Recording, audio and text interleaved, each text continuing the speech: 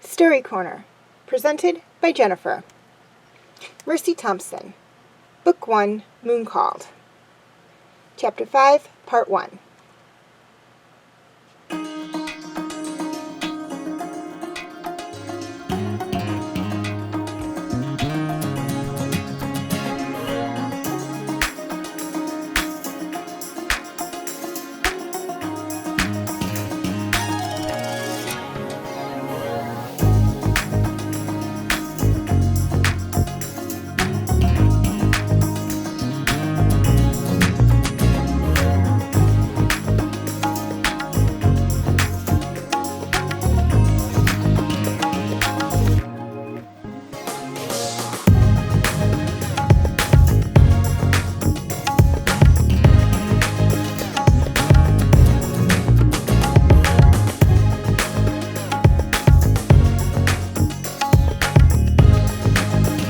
Nothing so much as a Twinkie on wheels.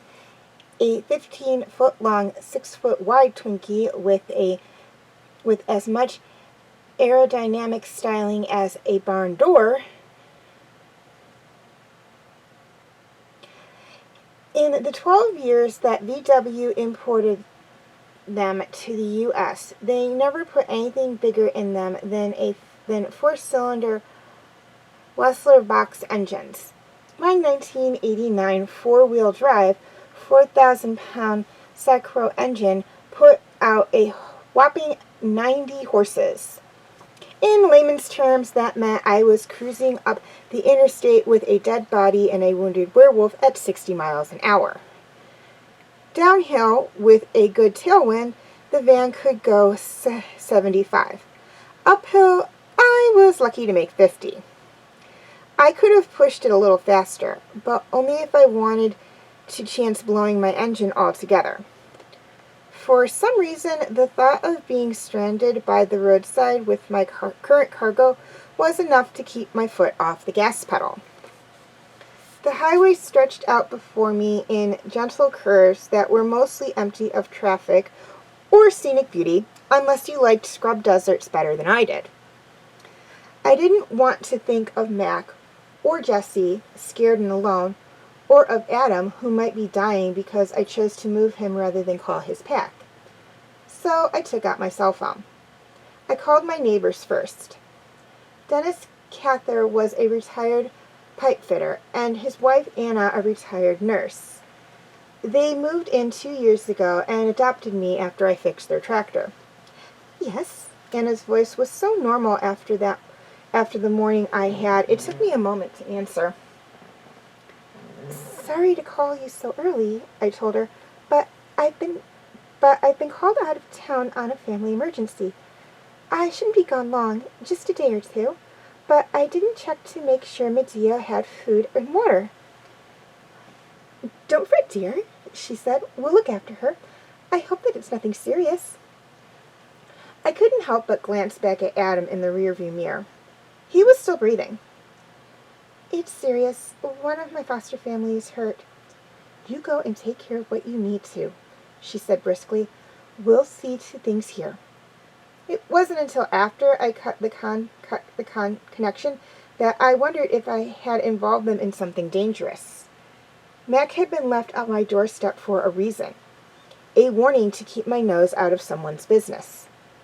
And I was most certainly sticking my whole head in now. I was doing as much as I could for Adam, and I thought of something I could do for Jessie. I called Z. Sideborn Adibamister, Z for short, had taught me everything I knew about cars. Most Fae are very sensitive to iron, but Z was a metalzuaba, which is a rather broad category name given to the few Fae who could handle metal of all kinds. Z preferred the modern American term gremlin, which he felt better fit his talents. I wasn't calling him for his talents, but for his connections. Yeah? Said a gruff male voice. Hey Z, it's Mercy. I have a favor to ask. Yeah, sure. Lieben, he said. What's up? I hesitated. Even after all this time, the rule of keeping pack troubles in the pack was hard to break. But Z knew everyone in the Fae community. So I outlined the past day to him as best I could. So you think this baby werewolf of yours brought this trouble here? Why did they take our Kellen Jessie? I don't know, I said. I am hoping that when Adam recovers, he'll know something more. So you're asking me to see if anyone I know has seen the strange wolves in hopes of finding Jessie. There were at least 4 werewolves moving into the Tri-City. You'd think that someone among the Fae would have noticed, because the Tri-City was so close to the Walla Walla Fae Reservation. There were more Fae living here than was usual. Yeah, Z agreed heavily. You'd think. I will ask around. Jessie is a good girl. She should not be in these evil men's hands longer than we can help. If you go by the garage, would you mind putting up a note in the window? I asked. There's a closed for holidays sign under the counter in the office. You think they might come after me if I open it for you? He asked. Z often ran the garage if I had to be out of town. You may be right. Yeah, I'll open the garage today and tomorrow.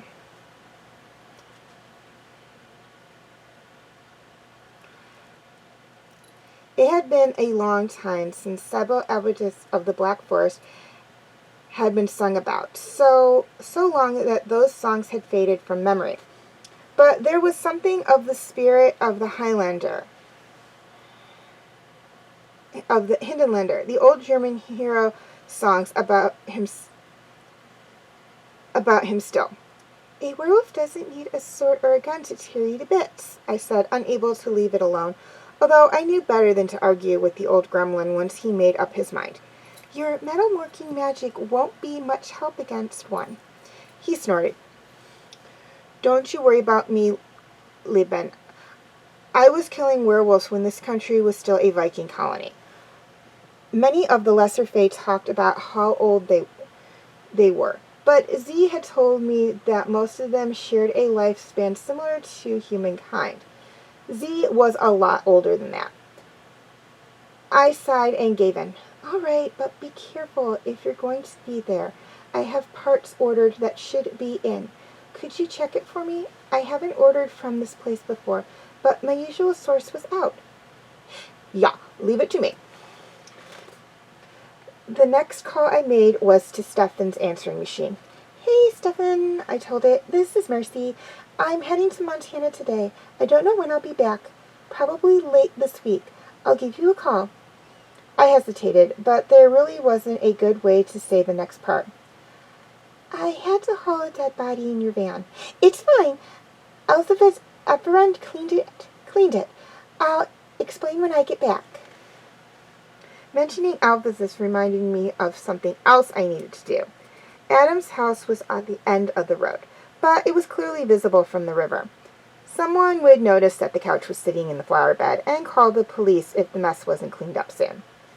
I had her number on my phone, though I never had an occasion to use it. I got her answering machine and left a message telling her there was a mess at Adam's house. There had been a dead man on my porch, Jesse was missing, and I was taking Adam, who was wounded, somewhere he'd be safe. Then I closed the phone and put it away. I didn't know what happened at Adam's house, but that didn't stop me from feeling guilty and responsible. If I hadn't interfered last night when the two bullies came to find Mac, would everyone still be alive? If I'd sent Mac to Montana, to the Macro, rather than letting Adam take him, would that have changed?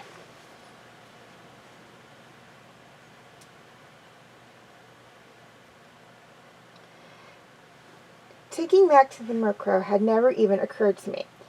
I hadn't contacted Brian since he sent me away from the pack, and he returned the favor.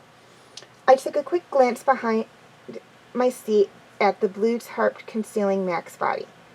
Well, I was bringing Mac to him now. I found myself remembering the shy grin Mac had worn when I had told him my name. I wiped my cheeks and fiercely blinked back further tears. But it was no use. I cried for him, for his parents and brother, who didn't even know he was dead. Doubtless they were all sitting beside their phones, waiting for him to call again. I was coming down the grade to Spokane before more pressing worries distracted me from my grief and guilt. Adam began stirring. My fear that Adam would die was instantly overwhelmed by the worry that he'd heal too fast. I still had well over 200 miles to go, most of it two-lane mountain highway meandering through dozens of small towns at 25 miles an hour. The last 60 miles was on a road marked Other on the state highway maps, as opposed to highway or road. As I recalled, it was gravel most of the way. I figured it would take me at least 4 more hours. Dominant wolves heal faster than submissive wolves. By my rough estimate, it would be no more than 2 days before Adam was recovered enough to control his wolf, which would be capable of mayhem long before that. I needed Brian before Adam was mobile, and if he was stirring already, I was going to be lucky if I made it.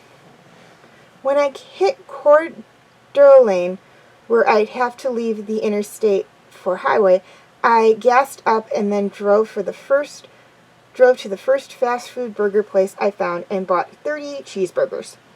The bemused teenager who started handing me bags thought through the service window, peered cautiously at me.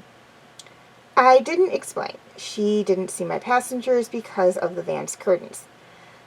I parked in the restaurant's parking lot, snatched a couple of bags, stepped over Mac, and began stripping the buns off the meat. Adam was too weak to do more than growl at me and snatch the cheese and ketchup-covered meat as fast as I could toss it to him. He ate almost 20 patties before he subsided into his previous coma-like state.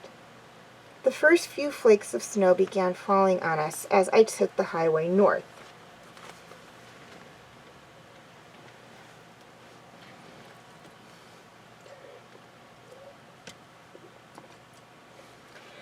I drove into Troy, Montana, cursing the heavy, wet snow that had distracted me, so I missed my turnoff, which should have been several miles earlier. I topped off my gas tank, got directions, chained up, and headed back the way I'd come. The snow was falling fast enough that the snow crews hadn't been able to keep up with it. The tracks of the cars preceding me were rapidly filling. The gas station clerk's directions fresh in my mind, I slowed as I crossed back over the Yucca River.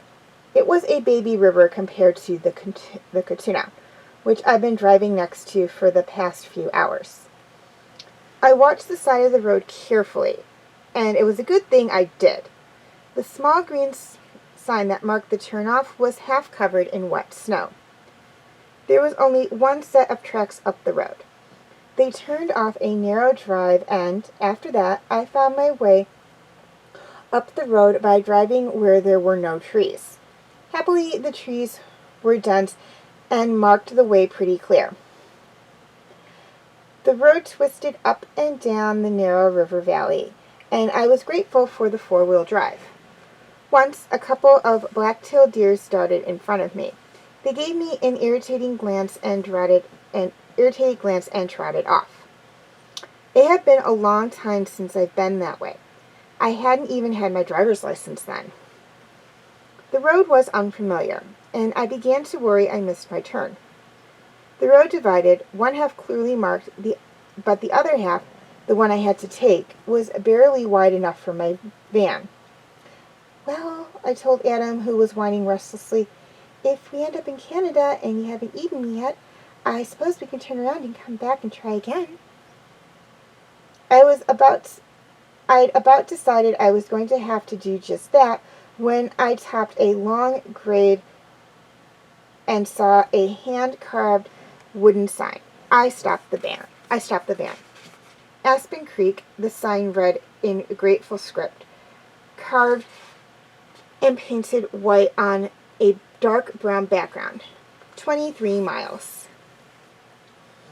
As I turned the van to follow the arrow, I wondered when Brian had decided to allow someone to post the sign. Maybe he had gotten tired of having to send out guides. But he had been adamant about keeping a low profile when I left. I don't know why I expected everything to be the same. After all, I'd changed a good deal in the years since I last been there. I should have expected that Aspen Creek would have changed too.